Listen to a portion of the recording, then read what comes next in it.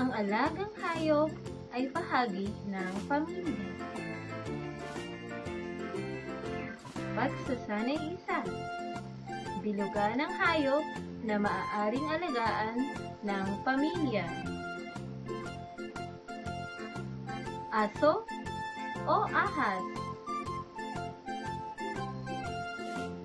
Tama. Leon o pusa? Tama. Tigre o ibon? Tama. Isda o pating? Tama.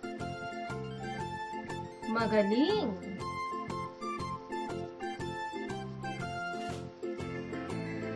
Ano-anong hayop ang maaaring alagaan ng pamilya? Pusa, isda, aso, at ibon ay maaaring alagaan ng pamilya. Ano ang alaga niyong hayop sa inyong tahanan? Ilan ang alaga niyong hayop sa tahanan? Pagsasanay dalawa. Ipakita gamit ang iyong mga daliri kung ilan ang mga hayop sa larawan. Handa ka na ba? Ilan ang pusa?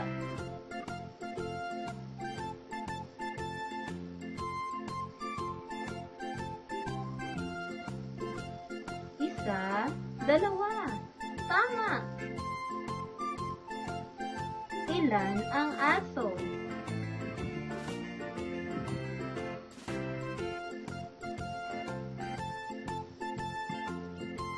Isa, dalawa, tatlo, apat. Tama. Ilan ang isda?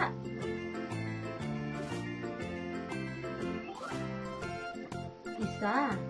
Tama. Ilan ang ikon?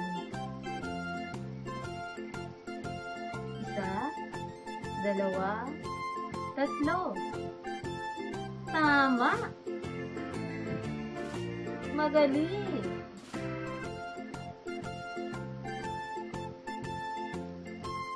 Ang mga hayop na ating inaalagaan ay bahagi ng ating pamilya. Kaya naman, sila ay ating mahalin at alagaan sa tuwing-tuwingan. Gawain isa. Bilugan ang mga larawan makakatulong sa iyong alagang hayop. Ulayan mo rin ang mga hayop na makikita mo sa larawan.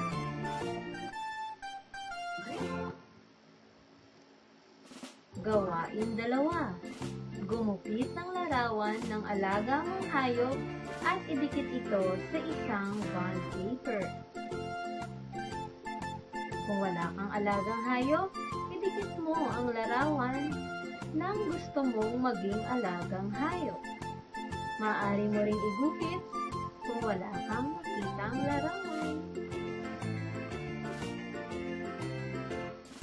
Halimbawa, si Bantay ang alaga naming aso. Huwag kalimutang isulat ang iyong pangalan. Karagdagang gawain, sumulat ng slanting line sa sulatang papel. Salamat!